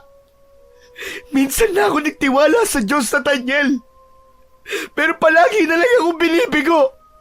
Kaya bakit pa ako magtitiwala sa Kanya? Bakit pa ako magtitiwala sa Diyos sa sinasabi mo? Bakit? Kakambal ng pagtitiwala ang paghihintay, Job. Hindi laging dumarating kagad ang sagot. Pero darating ito sa tamang oras, sa paraan at pagkakataon na hindi mo inaasahan. Nagulat si Job nang bigla siyang yakapin ni Nathaniel. Sa una, nanatili siyang nakatayo, ngunit unti-unti, naramdaman niya ang init at sinseridad sa yakap ni Nathaniel. Tuluyan nang bumigay ang kanyang damdamin. Mas lalong bumalong ang mga luha sa kanyang mga mata. Isang hagulgol na matagal niya nang kinikimkim ang sumabog mula sa kanyang puso. Parang lahat ng sakit, galit at pagkakulong ng kanyang damdamin ay biglang nabuksan. Hinayaan lang siya ni Nathaniel na umiyak at humagulgol habang yakap siya nito. Pakiramdam niya ay isang mapagmahal na ama si Nathaniel habang siya ay ang anak nito na nagsusumbong dito. Habang umiiyak, unti-unti niyang naramdaman ang isang bagay na matagal niya nang hindi nararanasan. Kapayapaan. Sa unang pagkakataon, matapos ang isang taon, ay nabawasan kahit paano ang bigat na meron siya sa kanyang puso. Simula nang makausap ni Job si Nathaniel, ay unti-unting gumaan ang pakiramdam niya. Marami siyang bagay na napagtanto. Napagtanto niyang hindi ang Diyos ang lumayo sa kanya, kundi siya ang tumalikod dito. Naunawaan ni Job na ang bawat pangyayari sa buhay, mabuti man o masama, ay may dahilan. Hindi laging madaling tanggapin ang mga sugat ng nakaraan. Ngunit sa puso niya, alam niyang yun ang proseso ng pagtutuwid ng landas niya na matagal nang nawalan ng direksyon. Nangako si Job sa kanyang sarili na sisimulan niyang palayain ng sarili mula sa galit at kalungkutan. Alam niyang hindi magiging madali yun, ngunit handa na siyang harapin yun. Hinayaan niyang maramdaman ang sakit ng pagkawala ni Jason. At sa wakas, nagawa niyang iiyak ang lahat ng hinanakit na matagal niya nang tinatago. Maging ang kanyang ama ay pinatawad na rin niya. Kahit hindi ito personal na humingi ng kapatawaran sa kanya. Hindi na rin siya makapaghintay na makauwi sa piling ng kanyang asawa. Nais niyang humingi ng tawad sa lahat ng kanyang pagkukulang at muling buuin ang kanilang relasyon. Isang gabi, nang magtungo si Job sa hapagkainan, ay agad niyang napansin ang dami ng nakahaing pagkain. May adobong manok, sinigang na baboy, inihaw na tilapia, lumpia, at kung ano-ano pang putahe na parang pampiesta. Tinignan niya si Nathaniel na tahimik na naglalagay ng sabaw sa mangkok. Ang daming pagkain ah. May espesyal bang okasyon ngayon? Nakalimutan mo na ba? Bukas na ang alis mo. Natapos mo na ang 40 araw mo dito, Job. Bukas na? Parang ang bilis ah. Hindi ko na malayan ang paglipas ng mga araw. Kaya nga ito na ang huling hapunan mo kasama kami. Bukas ay maaari ka nang umalis at umuwi sa inyong tahanan. Tumahimik si Job at inilibot niya ang kanyang mga mata sa tatlong kasama. Alam niya na nais niya nang makauwi dahil gusto niya nang makasama si Ruth. Ngunit sa hindi niya maipaliwanag na dahilan, may kirot siyang naramdaman sa ideya ng pag-alis niya sa bahay na yun. Maya-maya pa ay pinagsaluhan na nila ang pagkaing nakahain sa lamesa. Masarap ang bawat putahe, ngunit ang bawat subo ni Job ay may halong lungkot. Masaya siyang malapit na siyang makauwi, ngunit alam niyang may kakaibang koneksyon na siyang nabuo sa lugar na yon, lalo na kina Nathaniel, Christopher at Nicolas. Matapos kumain, tumayo si Nathaniel at nagtungo ito sa kwarto nito. Maya-maya pa ay bumalik si Nathaniel na may dalang maliit na kahon na gawa sa kahoy. Iniabot nito ang kahon kay Job. Para sa'yo yan, Job. Kinuha ni Job ang kahon at binuksan. Nakita niya ang isang kwintas na may palawit na puting bato. Pinagmasdan niya yon ng mabuti at may kakaibang enerhiya siyang naramdaman mula roon. Ano to? Yan ang ipinangako ko sa'yo nung unang araw na dumating ka rito. Isa yang makapangyarihang mutya. Dahil ikaw na magmamayari niyan.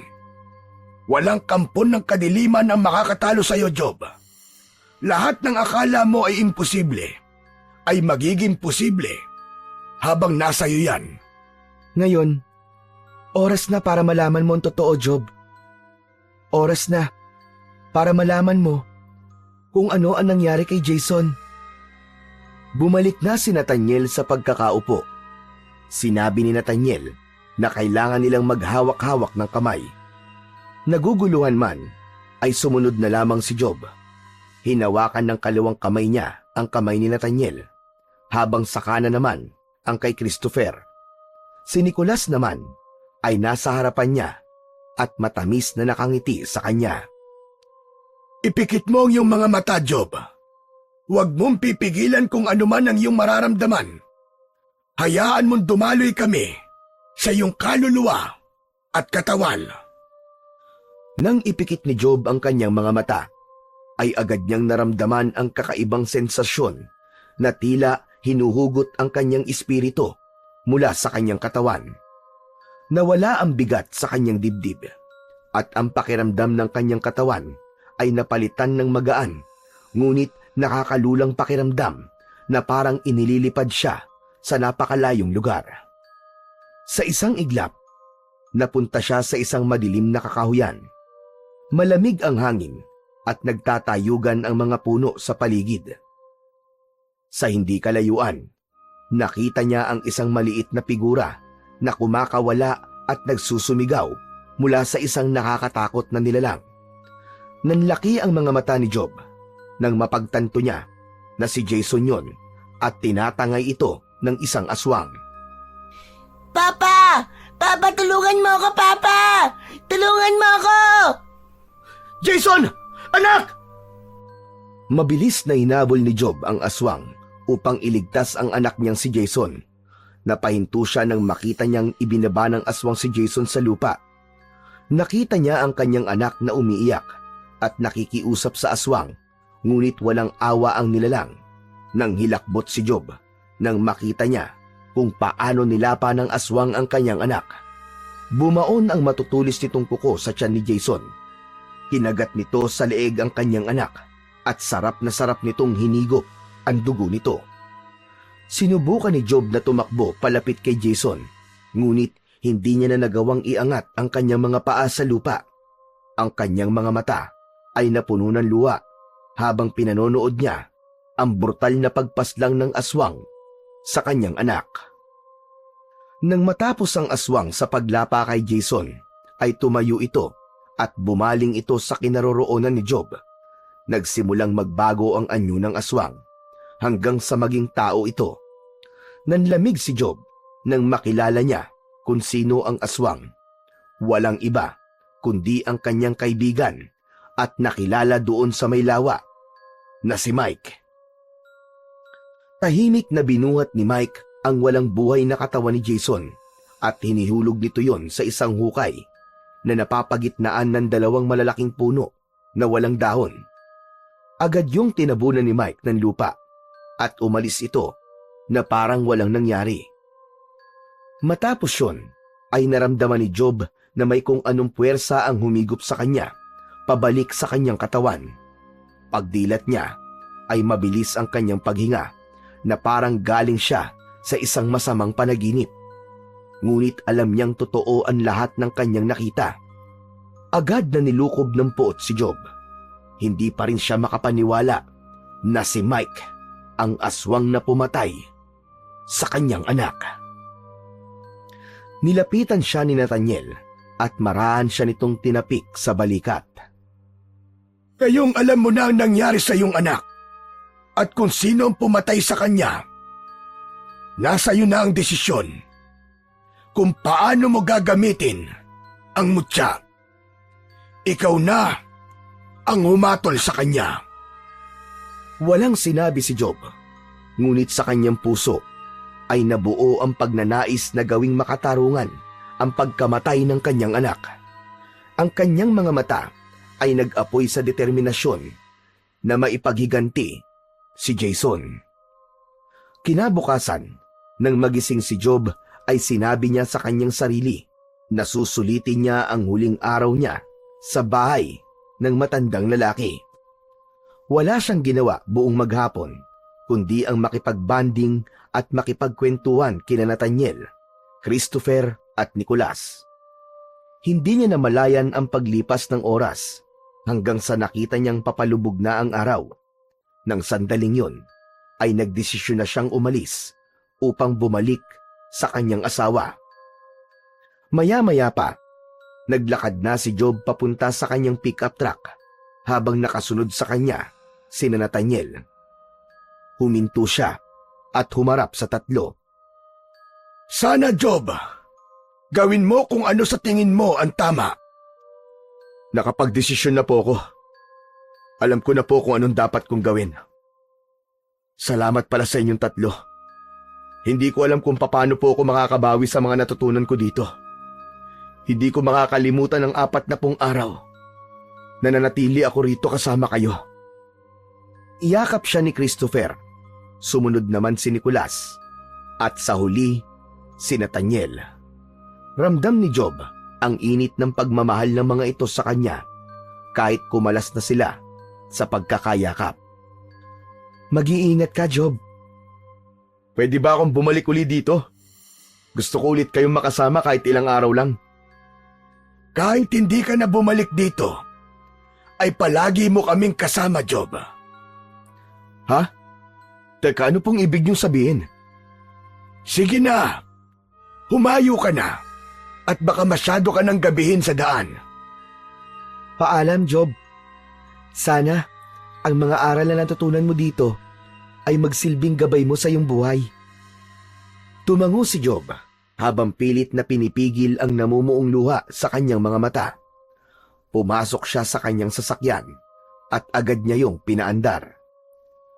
Habang nasa daan, naramdaman niya ang bigat ng responsibilidad na nasa kanyang mga kamay dahil sa makapangyarihang mutya na ibinigay sa kanya ng matandang lalaki. Ngunit kasabay ng bigat na yon ay ang determinasyon na gawin ang sa tingin niya ay tama. Hindi lang para sa kanyang anak, kundi para sa lahat ng maaaring maapektuhan ng kanyang mga susunod na hakbang.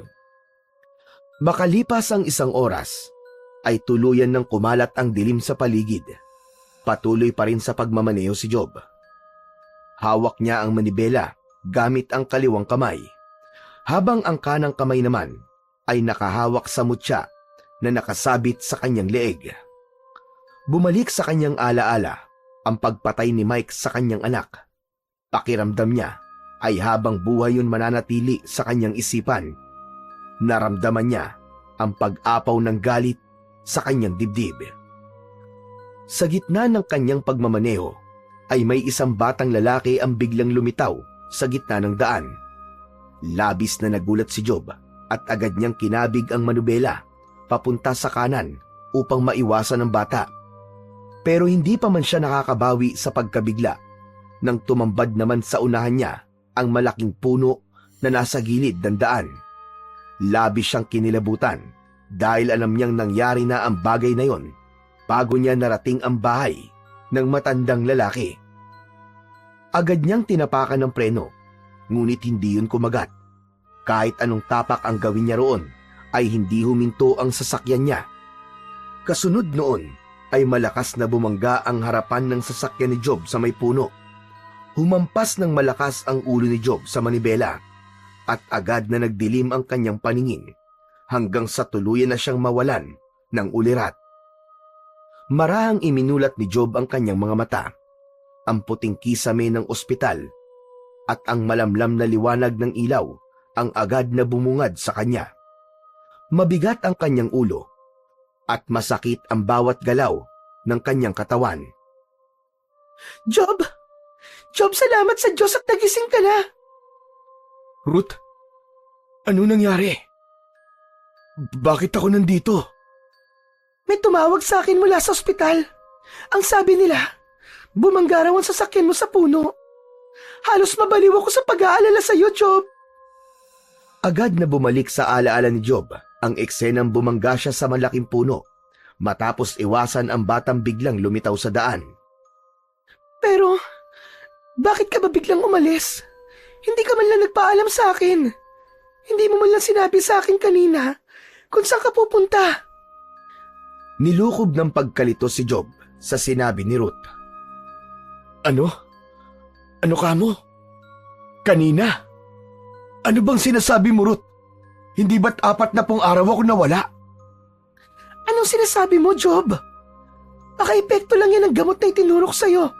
Sandali, tatawagin ko lang ang doktor. Tumayo si Ruth at nagmamadaling lumabas ng silid upang tawagin ang doktor. Naiwang mag-isa si Job at pilit na iniintindi ang mga sinabi ng kanyang asawa. Panaginip lang ba ang lahat?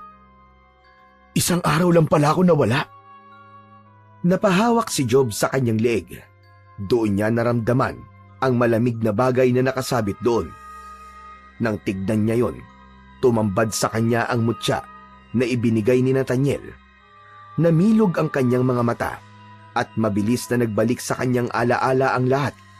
Ang 40 araw na kasama niya sina Nathaniel, Christopher at Nicholas, at ang pagkakatuklas niya sa tunay na nangyari kay Jason ay hindi isang panaginip, kundi isang realidad. Hindi panaginip ang lahat ng yun. Hindi ako maaaring magkamali. Totoo ang lahat ng yun. Totoo nangyari. At si Mike, kailangan niyang magbayad sa ginawa niya sa anak ko. Kahit masakit, ay inalis ni Job ang nakakabit na swero sa kanyang kamay. Bumaba siya sa kama at naglakad palabas ng silid na yon, kahit nanginginig ang kanyang mga tuhod. Nang makalabas siya sa kwarto, sinilip niya ang paligid upang tiyakin na walang makakahalata sa kanya. Tumakas siya mula sa ospital, bit-bit ang matinding kagustuhang harapin si Mike at makuha ang hustisyang nararapat para kay Jason. Hindi na alam ni Job kung paano siya nakarating sa harap ng bahay ni Mike. Ilang minuto siyang nakatayo roon bago siya kumatok ng malakas. Agad na bumukas ang pinto at bumungad sa kanya si Mike na halatang nagulat nang makita siya. Job, anong ginagawa mo rito?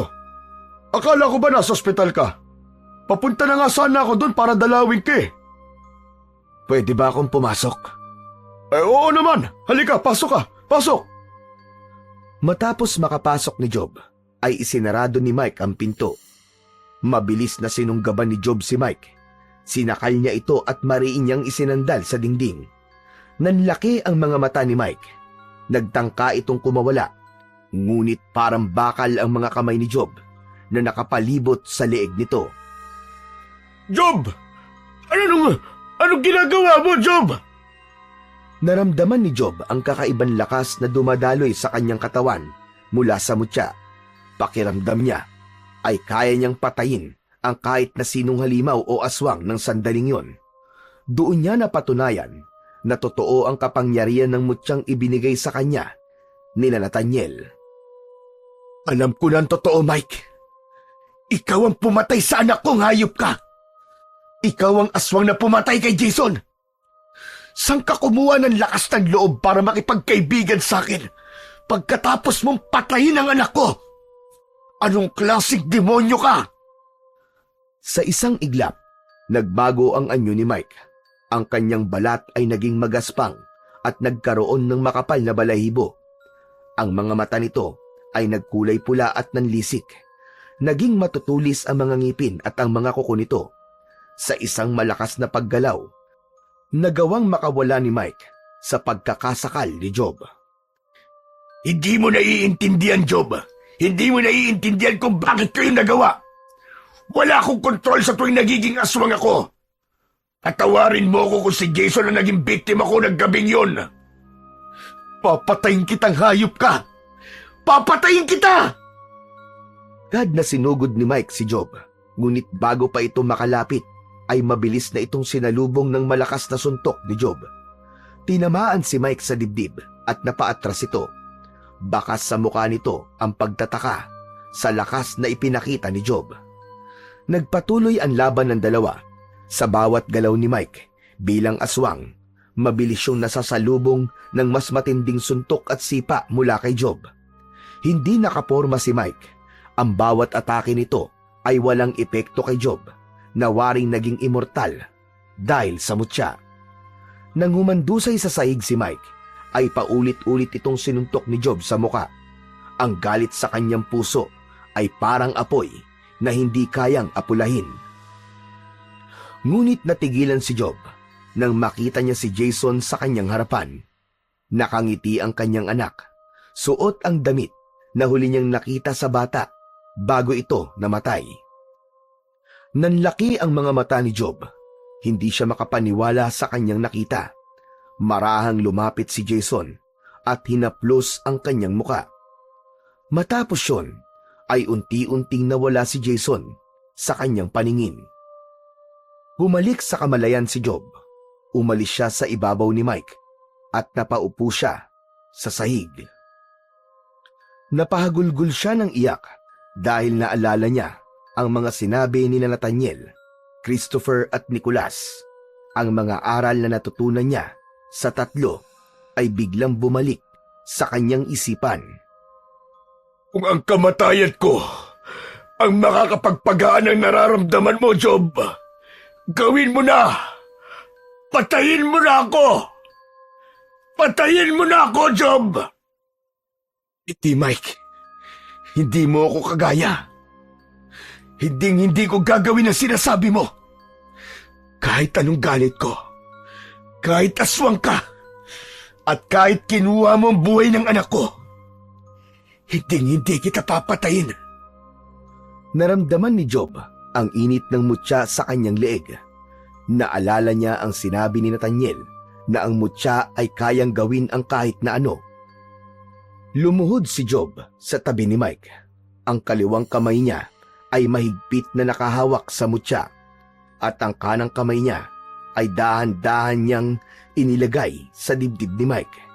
Hiniling niya sa mutya na alisin nito ang pagiging aswang ni Mike at paghilumi nito ang pagkatao nito. Matapos yun, ay unti-unting bumalik sa pagiging tao si Mike. Nawala ang malahalimaw nitong anyo. Naramdaman ni Job na nagtagumpay siyang alisin ang pagiging aswang ni Mike sa tulong ng makapangyarihang mutya. Tumayo si Job at nagsimulang maglakad palabas ng bahay ni Mike. Ngunit napahinto siya nang marinig niyang nagsalita si Mike. Job, patawarin mo ko. Pinapatawad na kita, Mike. Kahit napakasakit ng ginawa mo. Ang hiling ko lang ay panagutan mo ang ginawa mo sa anak ko. Tuluyan nang lumabas si Job sa bahay na yon at saka siya huminga ng malalim. Napangiti siya nang makaramdam siya ng paggaan sa kanyang dibdib. Alam niyang napalaya niya na ang kanyang sarili mula sa galit at sakit dahil sa ginawa niyang pagpapatawad kay Mike. Nang sumunod na araw, ay agad na sumuko sa mga pulis si Mike at inamin nito ang kanyang brutal na pagpatay kay Jason. Bagamat hindi nito sinabi ang tungkol sa pagiging aswang nito, sapat na para kay Job ang pag-amin nito sa kasalanang nagawa. Si Mike mismo ang nagturo sa mga otoridad kung saan nito ibinaon ang katawan ni Jason. Nang mahukay nila ang mga kalansay ng bata, bumuhos ang emosyon ni na Job at Ruth. Matapos yun, ay binigyan nila ng maayos na libing ang bata. Isang araw, muling binalikan ni Job ang bahay ni Nathaniel upang magpasalamat. Ngunit laking gulat niya nang pagdating niya roon ay wala na roon ang bahay. Tanging bakanting lupa lamang ang sumalubong sa kanya. Lumipas pa ang maraming araw. Napagdesisyonan ni na Job at Ruth na magbakasyon sa isang kilalang resort sa Pansol, Laguna. Bagamat masakit pa rin sa kanila ang pagkawala ng kanilang anak, ay masaya sila kahit paano dahil nakamit na nila ang hustisya para sa kanilang anak. Habang nasa biyahe, ay napansin ni Job ang isang simbahan.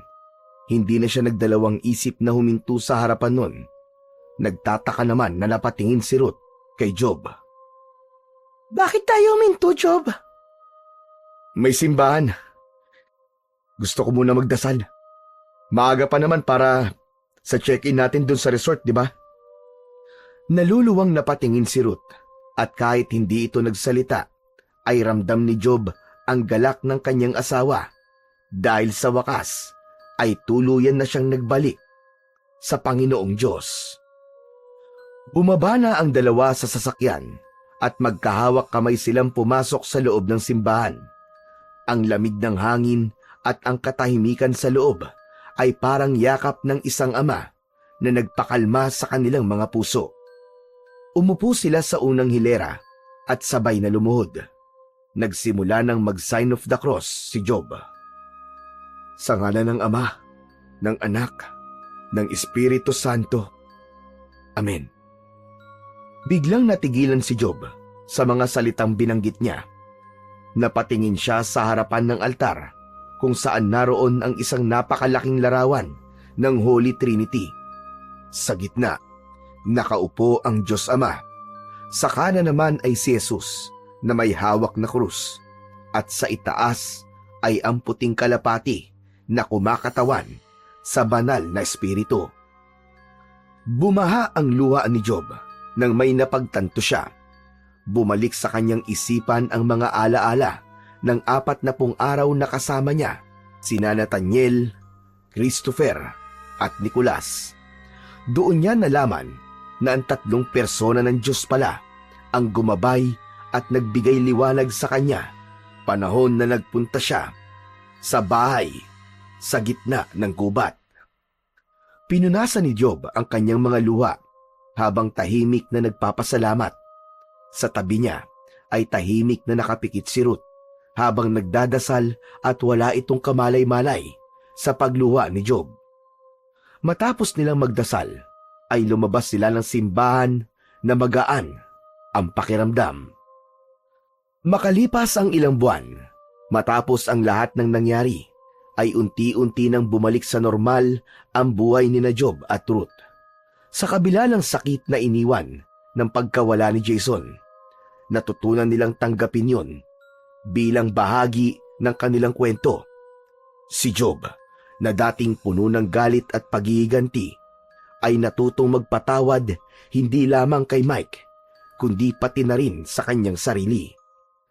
Naging mas malapit siya sa Diyos at araw-araw ay pinipili niyang mamuhay ng may kapayapaan sa kanyang puso.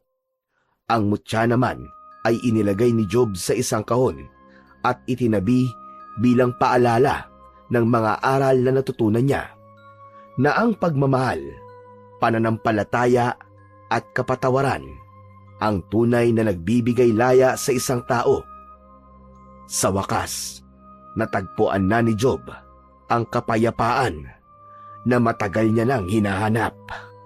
Yun ay sa pamamagitan ng pagbabalik loob niya sa Panginoong Diyos na lubos na makapangyarihan sa lahat.